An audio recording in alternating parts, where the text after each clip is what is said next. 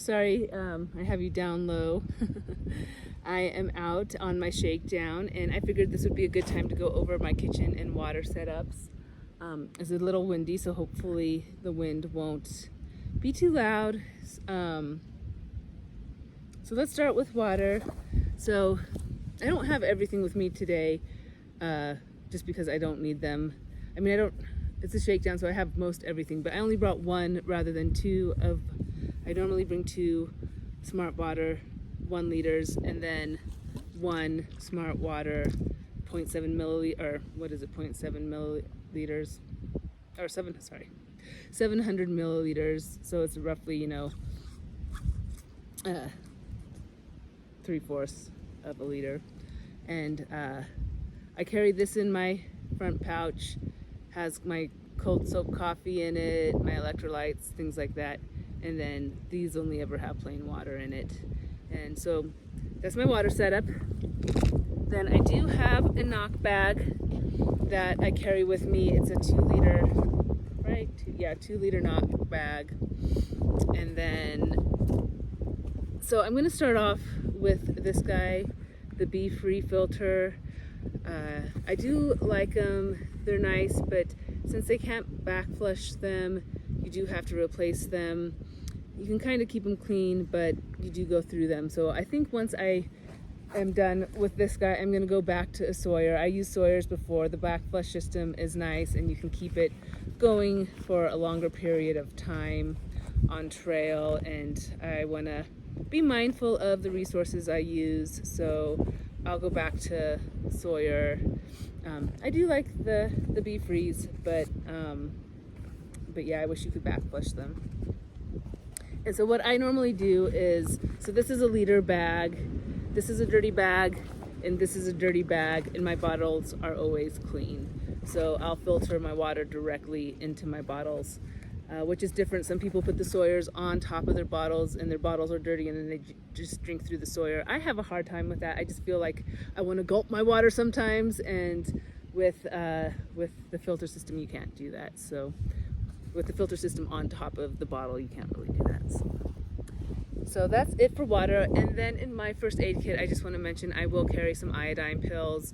That way, if my filter freezes or gets lost or broken, I have a system for having safe water to drink. So I will have some iodine pills with me too. So I am a cold soaker. I had been using this really nice, fun little plastic bottle jar that I got some protein powder in, and I really like it. On the Arizona trail, I realized though that I didn't really have a way to boil water. Even if I set up a little fire, safe fire or something on trail, I had no way to boil water, and I didn't love the thought of that. And so I decided to go ahead and get a bot. I think Vargo bot. These are more pricey than I want them to be.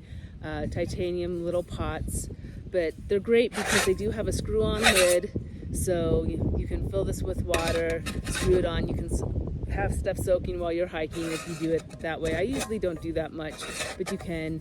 Then you have the options for handles or not. I got the handles. I figured, why, if I'm going to spend the money on it, might as well go all out. I think this is the 750 liter, and so this can be an extra water carrying capacity if I need it. Oh, which makes me remember, so if I usually carry 2 1-liter bottles, 1 700 milliliter bottle, and then the 2 liter knock and the 1 liter BeFree bag. So I have the carrying capacity of almost, well, if I include this, almost 7 liters, which hopefully I'll never need to carry that much water.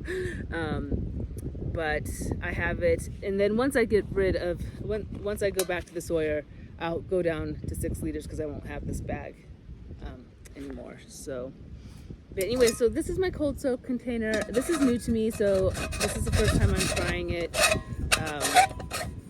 I think I'm gonna like it. And then that way, if there's an emergency and I build a fire and want to boil water, I can do that fairly easily with this guy.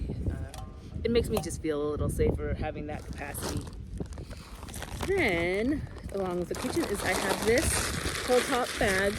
It is a custom one, so it has a picture of my husband and I. This is at Ross Lake, right? I think Ross Lake, right after I finished the Pacific Crest Trail. He came and picked me up with my puppies down there. And so I thought it'd be fun to have a food bag that reminded me of home. Then I have my spoon. I know a lot of people do sporks, but it's the long-handled spoon. It's the, I think it's the Tokes one. I can't remember. Probably Tokes. I'm not sure. So that guy. And let's see, what else do I have in here? Oh, I do have, that I'm going to bring with me, I have a little food hang bag. The little bag you can put a rock in and throw. I have cord, and then the little bone to help you hang. So my little hang kit. And I'm gonna try it this time because I had a little bit of issue pouring, where did it go? Oh, pouring my Carnation instant breakfasts into my bottles. So I'm bringing this little funnel guy, and hopefully that will help me not miss my bottle as much as I tend to do. I'm pretty good at it, but more powder ends up getting out in the wild than I would like. So I'm gonna try this little filter. It's just this tiny light little guy. So that is it for my kitchen and water. On this trip I don't have much food because it's just a one-nighter, but I threw in a ramen, a couple of bars, a little Spam, and some coffee and hot chocolate for the morning. Well, it will be cold chocolate for my breakfast. So that is it for my kitchen. I don't think I'm missing anything. See you next time.